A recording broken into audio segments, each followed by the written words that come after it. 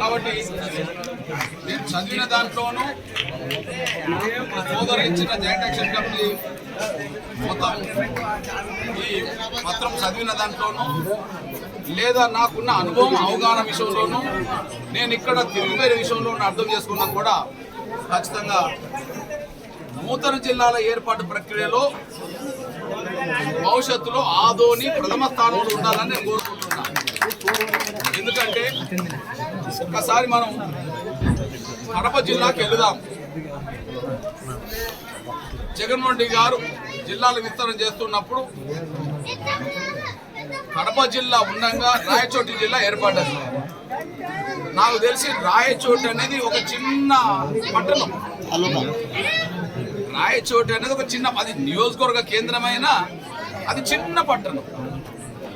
దాంతో పోల్చుకుంటే దీనికి అదనంగా 20 రెట్లు అదనంగా అర్హత ఉన్నది.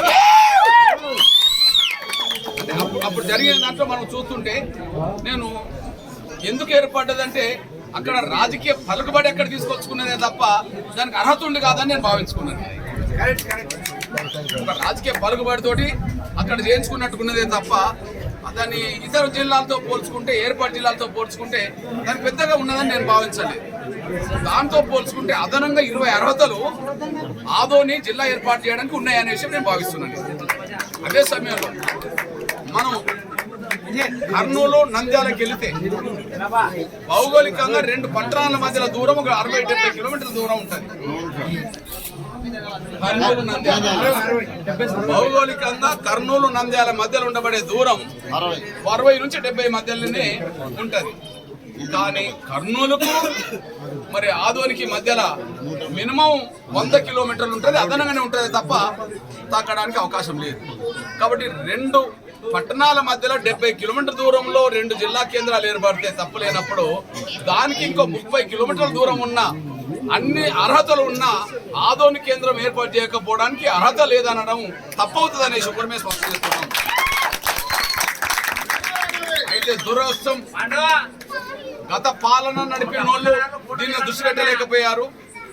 ఇప్పుడు పాలించే నాయకత్వం ఇంకా దీన్ని దృష్టి పెట్టినట్టుగా కనిపించట్లేదు. గత పాలించిన వాళ్ళు దీన్ని దృష్టి పెట్టలేదు, రుజువు అయిపోయింది.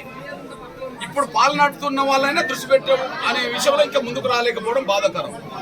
మీ వినతి పత్రం తీసుకొని దీనికి అర్హతలు ఉన్నాయి లేని విషయం పరిశీలించి మరొకసారి అందరితో మాట్లాడుకో నిర్ణయానికి వస్తామని చెప్పడం భావ్యమవుతుంది. కానీ మీరు ఒక జిల్లా ఏర్పాటు దిశగా జరుగుతున్న ఉద్యమంలో మిమ్మల్ని నిర్బంధం పెట్టడం, అరెస్ట్ చేయడం అనేది అది భావ్యం కాదని చెప్పి ఎంఆర్పిఎస్ భావిస్తున్నది. భవిష్యత్తు రోజుల్లో మీ పోరాటంలో ఎంఆర్పిఎస్ భాగస్వామ్యం అవుతుంది. దీనికి 30 కిలోమీటర్ల పరిధిలో ఏ 5 నియోజకవర్గాలు అయితే మీరు పేర్కొన్నారో దాదాపు మినిమం 10 లక్షల పైగానే 15 లక్షల మధ్యలో 13 లక్షల మధ్యలో జనం ఉంటుంది.